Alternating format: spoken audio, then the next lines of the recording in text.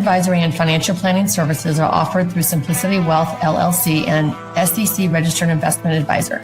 SEC registration does not constitute nor endorse of the firm, nor does it indicate that the advisor has attained a particular level of skill nor ability. Investing involves risk of loss. Insurance, consulting, and education services offered through Diamond Life Planning is a separate and unaffiliated entity from Simplicity Wealth. This information is provided as a general information that is not intended to be specific financial guidance. Before you make any decisions regarding your personal financial situation, you should consult a financial or tax professional to discuss your individual circumstances and objectives.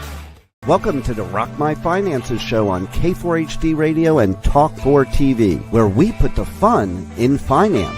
Join Powerhouse Jennifer Joseph, CDFA, CMC, and Private Wealth Advisor, as she collaborates with you to create clarity, control, and confidence with your money, your way. It's not about the zeros, so what is it all about? Let's find out. Now here's your host and weekly friend, Jennifer Joseph.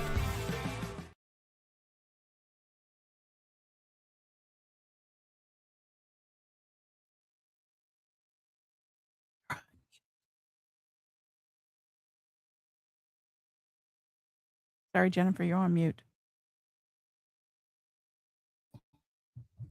Welcome back to Rock My Finances. This is an amazing series, Money Manifesting series, and we are in chapter 5. So welcome. Glad you're here. I love this series because I've been working for decades with people around money, and I still get these questions. And I've worked with people for over 10, 15 years, and then they'll still come back and ask me these type of questions. So I think this is going to be beneficial for everyone. So why doesn't more money make us feel better? Great question, right? We all want more. Well, I will feel better when I make more money. I will feel better when I'm out of debt. I will feel better when I can save more money. I will finally feel stable when my retirement is full. I will finally feel so much happier when I can retire. All these questions, right? But what happens when more money comes in? And then you notice you really don't feel much different. Now, I'm not talking about poverty level of money. We all have to have our shelter, our food, our housing, our food, our medical, transportation, all that has to be taken care of.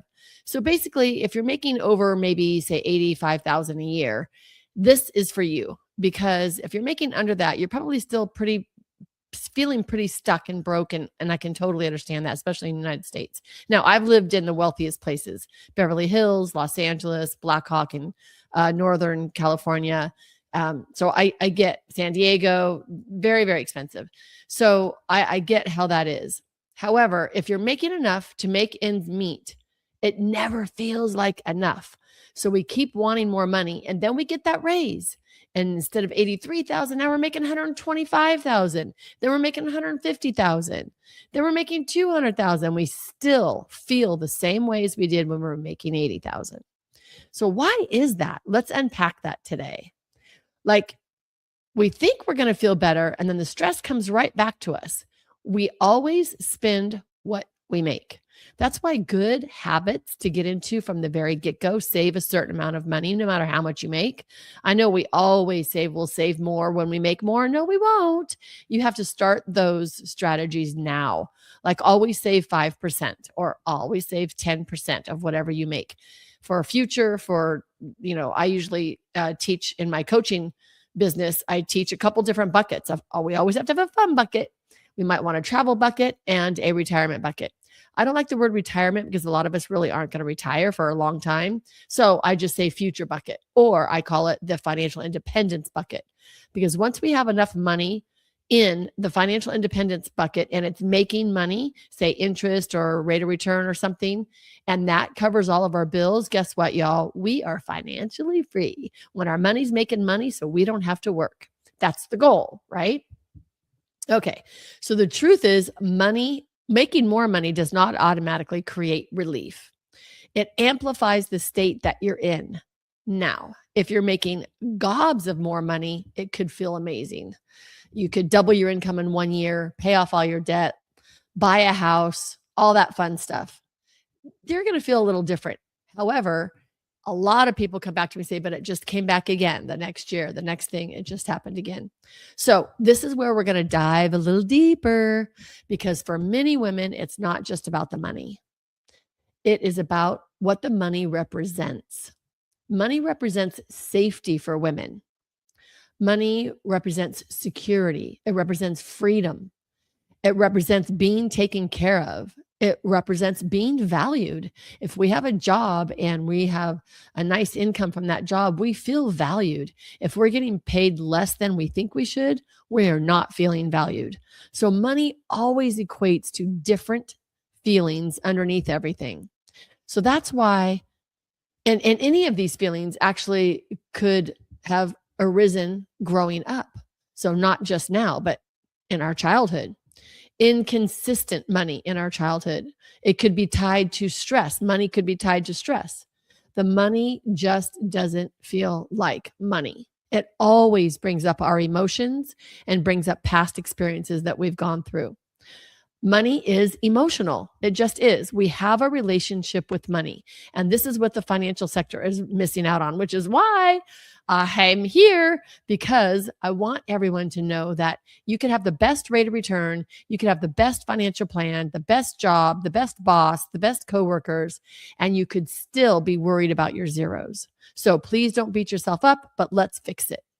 It's not about the zeros. It's how you feel about holding the zeros. Now, let me share with you as well. We all have a money temperature. And yes, we started this money temperature growing up.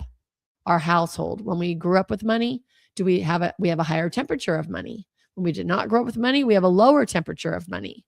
That temperature is like a balance. So I always have everyone, when they come to me first time, I want to know what their magic number is that they want in their savings account, that they keep in their checking and savings, that they have access to the entire time. Everyone's magic number is different. It might be $5,000 to just cover the mortgage and some household bills. Then it might be $10,000 because they have a bigger house, more cars. It might be $20,000 because $10,000's gone monthly. It might be $30,000. Like, everyone is a little bit different on their magic number to make them feel safe and secure and in control of their finances. So when we say, I'll feel better when I have more money, what we're really saying is, I'll feel safer. I'll feel more secure. I'll feel more in control. I'll finally be able to relax. That's a tough one, because that means that you're stressed out most of the time. Here's the truth, y'all. If those feelings weren't there before the money, they're not going to arise because of the zeros. Dun, dun, dun. Let me say that again. If those feelings are not there before the money, money does not automatically create them. I promise you, it does not. It might give you a short burst of relief, but it's not going to be long lasting, because it's your relationship with money that doesn't change just because the number changes. Let me say that again. Your relationship with money does not change just because the numbers change. So you bring the same relationship to money no matter how many zeros are in the bank. That's how I've been a financial advisor for a long time. And then I realized I kept meeting with different people, and a lot of women. I can sit there and give them an amazing financial plan. They're never going to run out of money. They could even spend so much more than they thought they can spend. And they're still just as stressed as the people that are barely making it.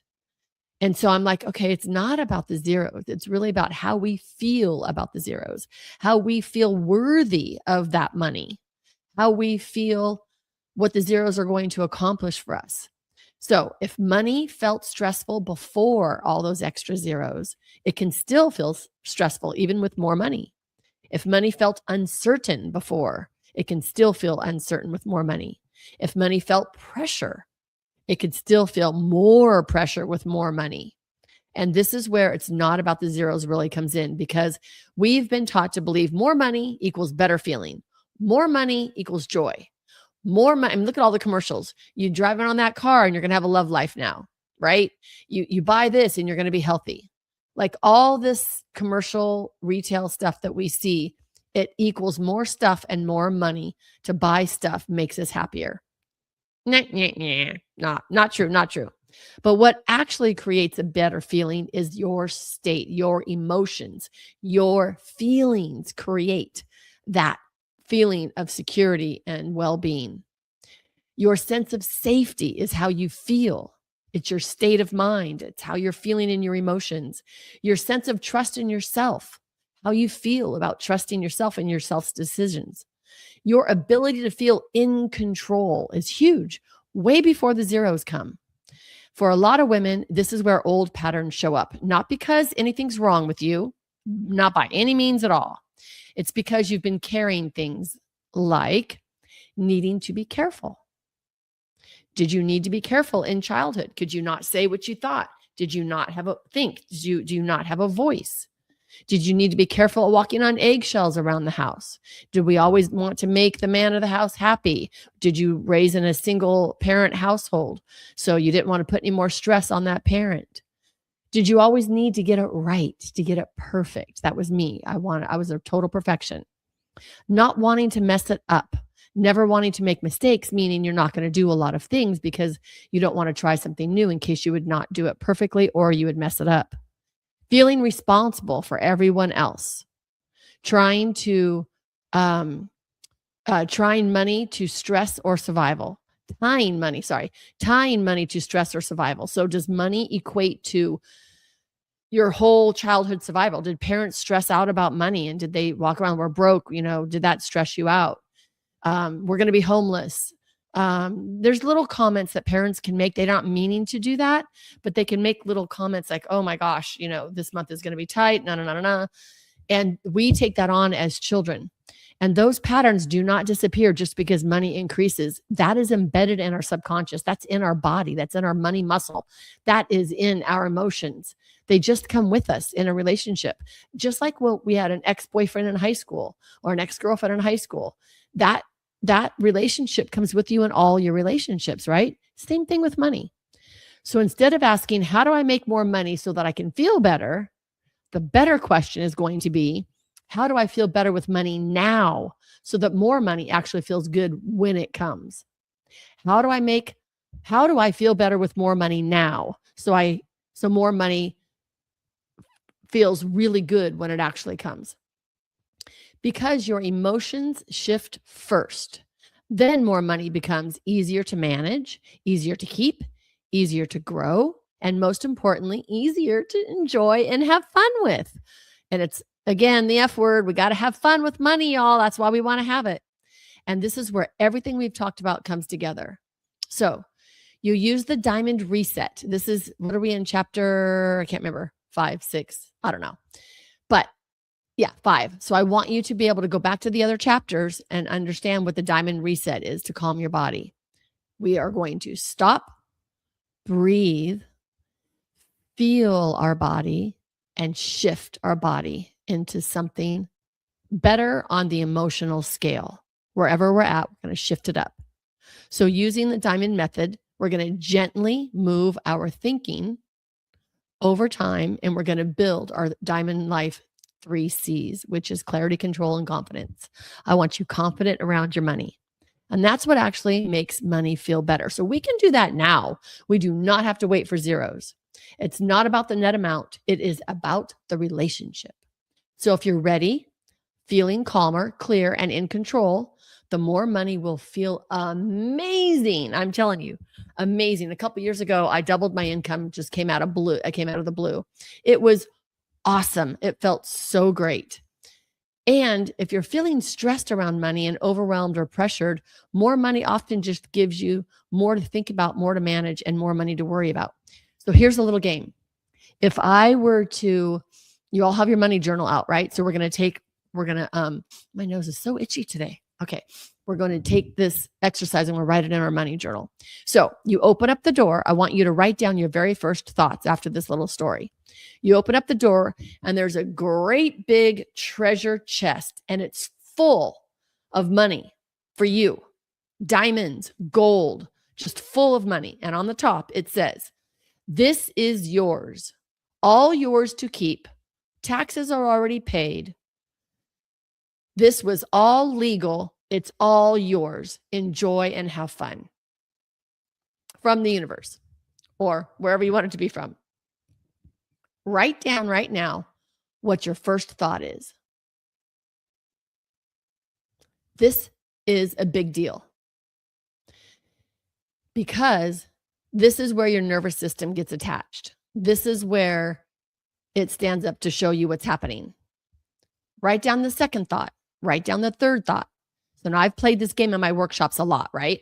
And so I've had everything from, oh my God, grab that money, get it in the house. They're scared to death someone's going to take it now. They're scared it's illegal. It just brings up so much stress for them. Now they don't know what to do. Money equals worry to them. I have other people that are like, awesome, bring it in, start counting it, start buying stuff, enjoying it. Then I have another sector that brings it in, calls a security guard to come over, helps them take it to the bank. Like they start getting in action to be secure and safety and happy the entire time. So everyone does this very differently. But what I want you to do is write down your first and second and third thought. That's where your work is. Because if you weren't happy about free money that was completely legal and tax-free and it's all yours, and money could buy whatever you were worried about, that's where our work is. Does that make sense? I hope it makes sense. Your body is constantly asking one thing: am I safe? So if you got that treasure chest at that door and you started worrying about someone taking it, you do not feel safe with money. So you want to get that money in the bank as soon as possible, but you're probably not going to trust the bank. I have a client that doesn't trust anybody or anything. So she's always checking so much and always thinking of the negative and always thinking of how can I get hurt with this on everything. It's her first go-to lens that she pushes everything through, or she filters everything through. Is that you? Do you do that? Do you filter everything through, I'm not as safe? Someone's going to try to take this. Someone's taking advantage of me. I'm not going to be able to speak my mind, whatever it is. If money feels stressful and uncertain and overwhelming, your system doesn't associate money with safety.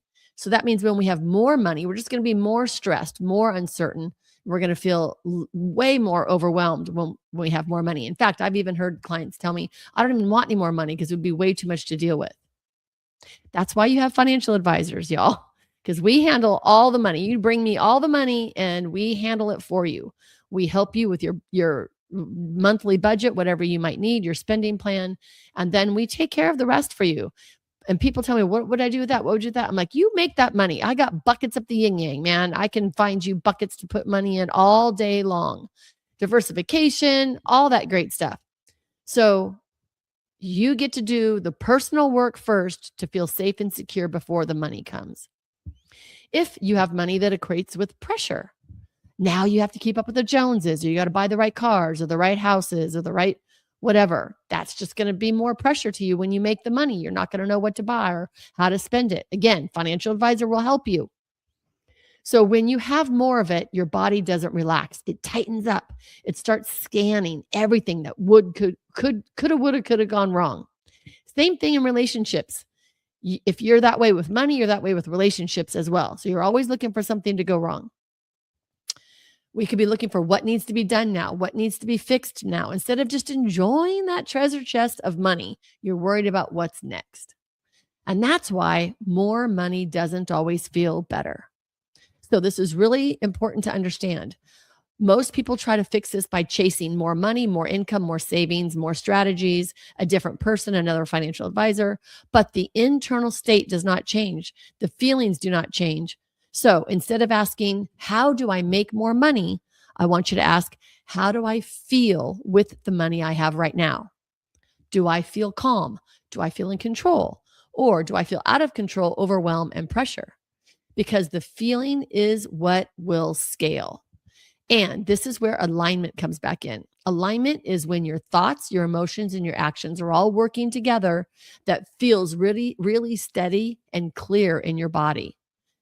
It does not mean everything's perfect, never everything perfect, but it does mean you're not operating from panic, and if you're not in alignment, that's okay. We dip in and out of alignment all the time. You don't want to force it. You just want to know that it's more fun when you can shift back into alignment. This is where all your tools come in. We want to use the diamond reset. When you feel pressure, stop, breathe, feel, and then shift into one emotion higher on the scale. We want to remind your body it's safe to slow down. Then we want to use the diamond shift method and ask yourself, wouldn't it be nice if I felt more ease with money? If that feels real good, then you start with, I'm starting to feel a little bit more calm about this and money. If that feels good, then we're going to anchor it in more. Isn't it nice that I am learning how to handle this? So we want to start with, wouldn't it be nice if I'm starting to feel, and it's nice that I am. So we want to shift into those 3 sentences slowly. Once we can anchor this in, it's nice that I am feeling really good about all the money I have, and I'm looking forward to more. That might be your new mantra. When you're not forcing a new belief, you're building and creating a new belief. So as your state changes, your relationship with money changes. You stop reacting, you start responding. You feel more steady. And that's where all the Diamond Life 3 C's begin to form. Because when you feel calmer, you think more clearly, and clarity brings you control. Control brings you confidence. I want you all to be able to have the 3 C's to live your diamond life, which means financial freedom, joy, love, all the great things that you can ever imagine. So I hope you enjoyed this chapter. Stick around for the next chapter. And I want you all to be able to say, I rock my finances. We appreciate you joining us today, and don't forget to subscribe to the Rock My Finances YouTube channel for more engagement and bonus content. Tell me, what is your money story? Let's find out with Jennifer right here on K4HD Radio and Talk4 TV. It's not about the zero, it's about the F word, feelings. Feelings Jennifer can't wait to explore with you next week. Until then, let's all say, I rock my finances.